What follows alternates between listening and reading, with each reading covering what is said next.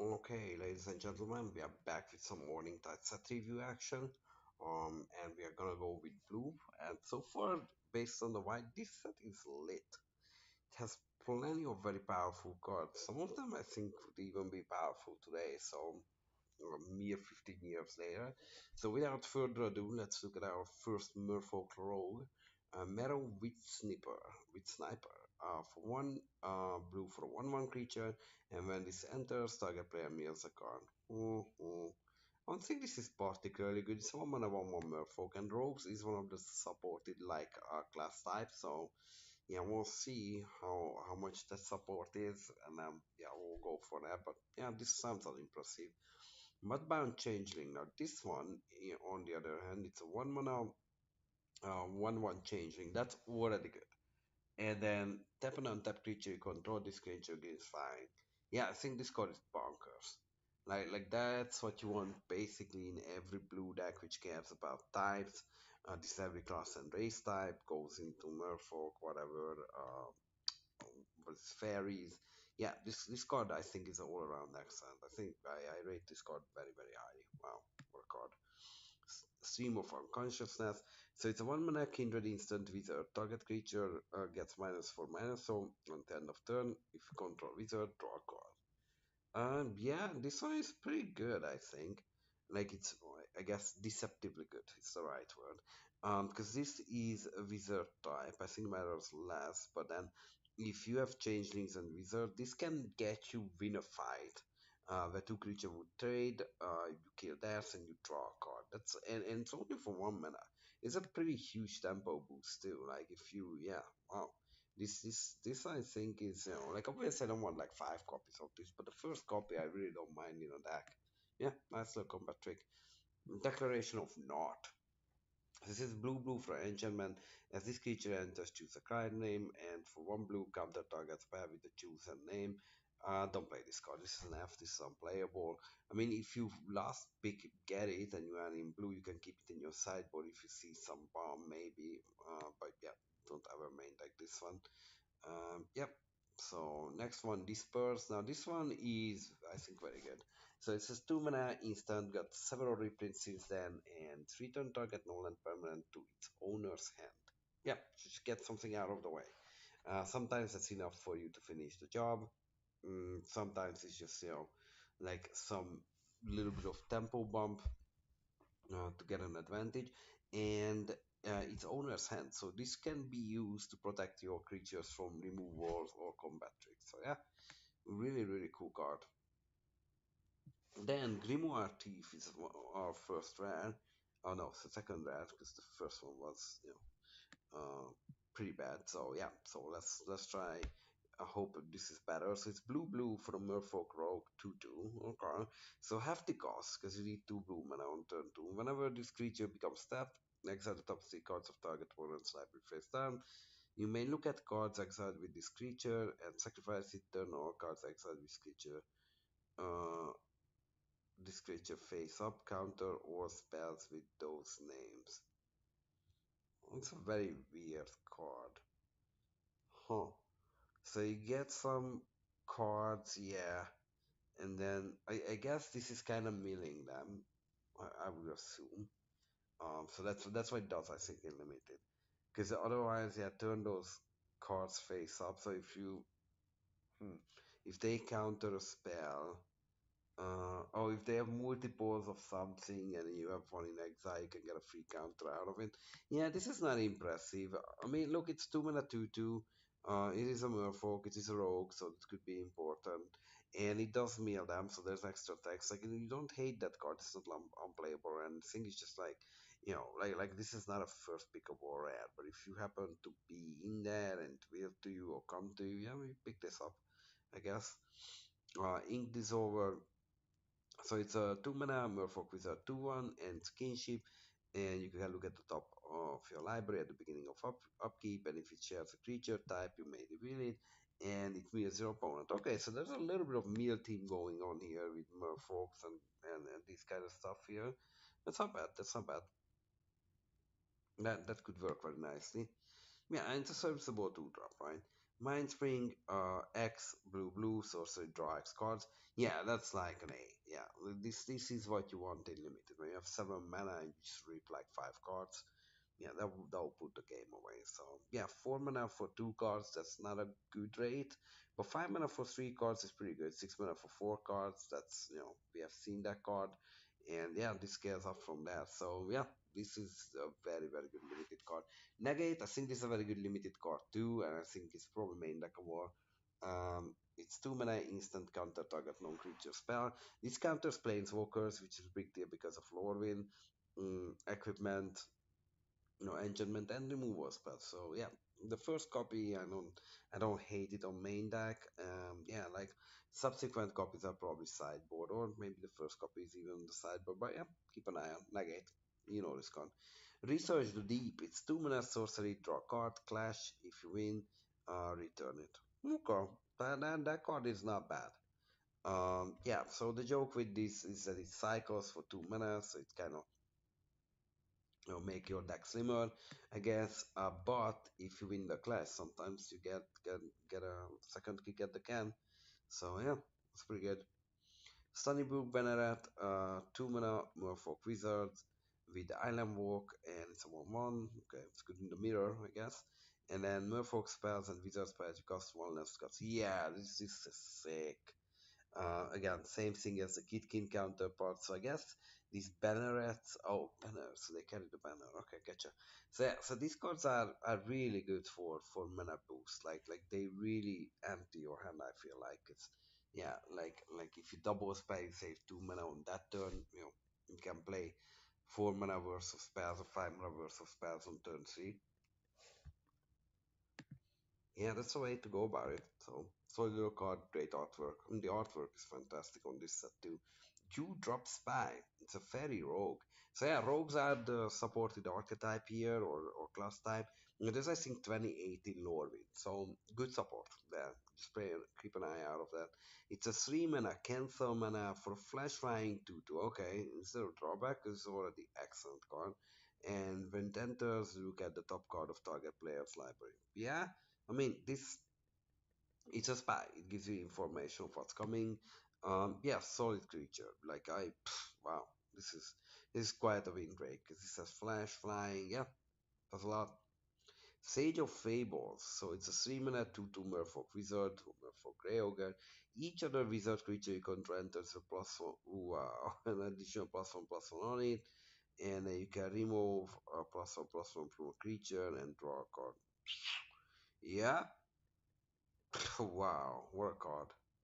This card is excellent. Wizards, I think, are less supported. I'm trying to recall. I think it's around 20 wizards or whatever, 20 something. Okay, so it's not bad. That's not bad. Warriors are the most supported for sure, and then rogues, wizards after, and then soldiers. Yeah, I think that's kind of the order. Or soldiers is the worst, and then shamans is somewhere, yeah, in the middle of the pack. Or shamans actually might be higher. But anyway, so there's some support on Lorwyn for this, so you're gonna get your wizard count if you have 6 or 7 wizards. I think this card is excellent. Wow, yeah, great card. Sage is dowsing, so it's a kindred instant wizard. It's 3 mana, counter target spells, control pays 3. If you control a wizard, draw a card. I mean, look, if you pick up those wizards, this is like such a premium counter spec. Because 3 mana is a lot. Like mana leaking for 3 is still fine. Like if they play like a 4 drop on turn 5, this gets it and you draw a card, yeah. That's a pretty big advantage in the game. So nice card. CG Tracer, 3 mana 2/2 Merfolk Wizard, Grey Ogres, cancel mana cost. But for 1 and a blue, you can tap 2 untap wizards you control, copy target instant sorcery, you may choose new target. Yeah, this is an excellent rare. And it could tap, it doesn't need to be other wizards, it can tap itself too. Um, yeah, so if you have another wizard, which you should probably have, and then you copy a removal spell, you feel really, really good. That's a big step forward winning a game. Yeah, nice card. Thieves Fortune. So, okay, so this one is a 2 and a blue Kindred Instant Rogue. It has Prowl, so you can cost it for 1 mana. a lot cheaper if a rogue dealt combat damage to a player. So yeah, if one of your class creatures gets through, you can get this, and then look at the top four card of your library, put one of them into your hand, and the rest bottom of your library in any order. Wow, this is really good. I mean, even for 3 mana at instant speed, it's not bad. You can, peek and then get a good card. And then for 1 mana, yeah, this gets your get that going. Vendilion click, the mighty. Yeah, so this card has been around the block, and this card has been excellent, and I don't doubt that the click is excellent in limited too. It's a 3 mana, 3/1 flying flash, already great, hits very very hard, it's a fairy wizard. When it enters, look at target player's hand. It could be you. You may choose an on-land card from it. If you do that, player reveals the chosen card, put it on bottom, and then draws a card. So either, so you may choose, you don't need to, but you can always look, right? So they know what they are working with, and if they have something which you're really worried about, you put it to the bottom, and they got a random card. So yeah, that's quite magical.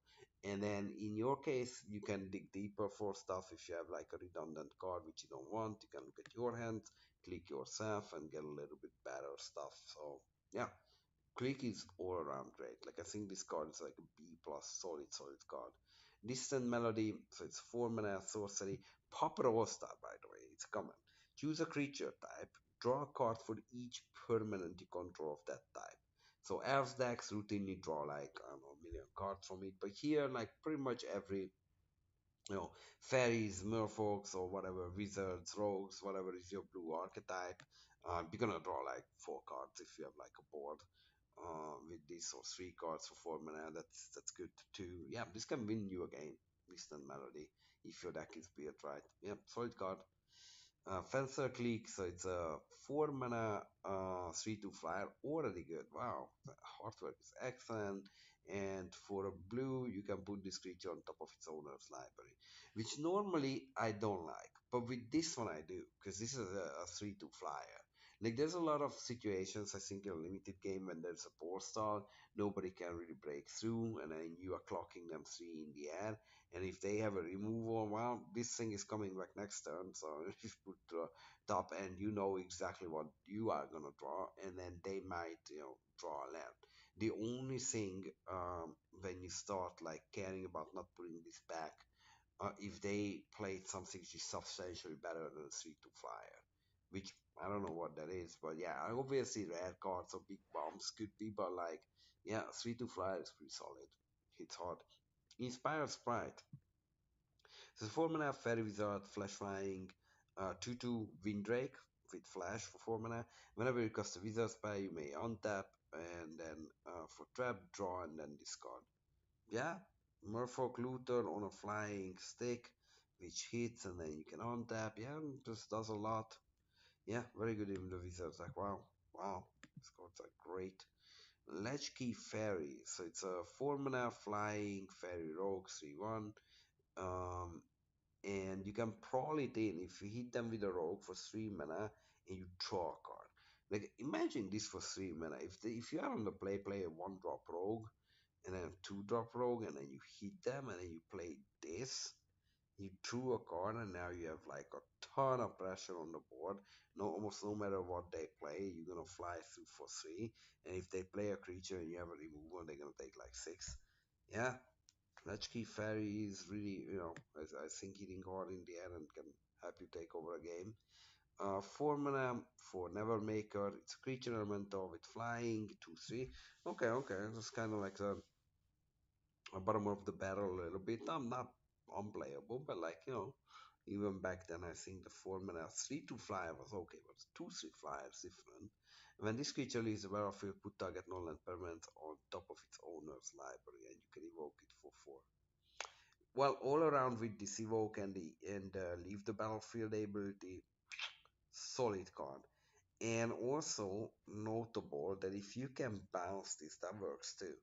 So you can, yeah, put it in from that cost, like you disperse it or whatever, and then you put the thing back to the library. So and then you can replay it later, and then still have the creature. Yeah, yeah, that's okay. I mean, it's a lot of mana, but You get the idea. This card is pretty serviceable.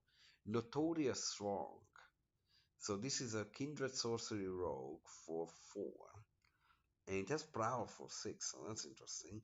So you create X 1/1 Black Fairy Rogue creature tokens with flying where X is the damage that your opponent's this turn. If this spell's Prowl cost. Oh, okay. So that's why the Prowl is more expensive because you take an extra turn. Yeah, I think this gun's probably gonna win the game. I mean, if you have them for like 3, and then you hit this, get 3 extra flyers and an extra turn. Yeah, it should be enough to put it away. Because you're gonna draw an extra card, you're gonna be up on mana, like they're gonna take another 6 damage, and you're flying. Stuff is still there. Yeah, quite a good card. It's rare for a reason. Another rare, Slither Muse. It's a 4 mana 3/3. So these are more beefy again, because in lore we see a lot of the 5 mana 3/3, so these are better. And it's elemental. You can evoke it for 4. When it leaves the battlefield, choose an opponent. If they have more cards in hand than you, draw cards equal to the difference. Yeah, I really do like this card. Like, I think it's weirdly, it's not probably not an A because when you are ahead, which is just a 4 mana 3/3. But if you are behind on cards at least, like this is, yeah, this will catch you up there. So, yeah, great card. Watersport Weavers. So 5 mana 3 3. There you go. That's the stat line we get used to. It's a Merfolk Wizard. At the beginning of upkeep, you may look at the top card of the library. It has kinship. If it shares a creature type with this creature, you may reveal it. If you do, each creature you control gains flying until end of turn. Now, this is each. This card is an absolute ridiculous bomb. Can you imagine having like 4 Merfolk and then just reveal a Merfolk and now your Merfolks are flying? Yeah, I mean, they're just gonna lose the game. And in that turn, you probably have like open mana too, because you don't need to play the Merfolk. You can disperse a reach blocker out of the way. Yeah, solid card. Wow, this set, man. Flood Chaser. A 6 mana 0/0 elemental. Doesn't start all that good, but let's see what's behind the curtains. So this creature enters with 6+1/+1 counters. I'm gonna get 6 mana 6/6. We're talking, and it can't attack unless defender player controls an island. And then for blue, remove a +1/+1 counter from the creature. And guess what? Target land becomes an island until end of turn. Yeah, so this is solid in multiple ways. You can make other ways a land island. In this set, sometimes they just have an island, so then you get 6 mana 6/6. Yeah, this card is okay. Like I feel like this is decent. Yeah, if you can put extra counters on it, then yeah, you just keep attacking with a big stick in blue. Yeah.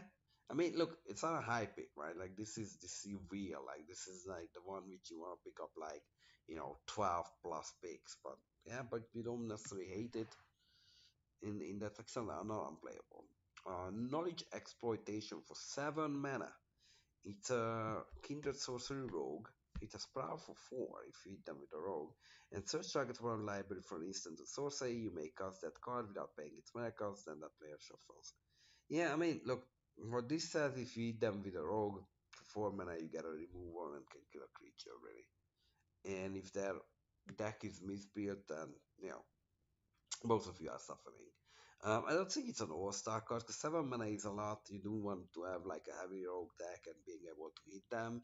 Um, but hey, if you do, um, yeah, you can just cast it. So there's two benefits of it, right? That you get the best effect what they have, and I would assume because you cast it, it goes to a graveyard, so they can't cast it again. So they don't have it, and you have it. So yeah. Interesting card. Supreme Exemplar for 7 mana. Ooh. So this is a 7 mana flying 10/10, ladies and gentlemen. And when it enters, you champion an elemental. So you exile another elemental you control. And when it leaves, that card's return. This is 7 mana 10/10 fly. There's not much to talk about here. Like you play this and you hit them twice and they die. So there you go.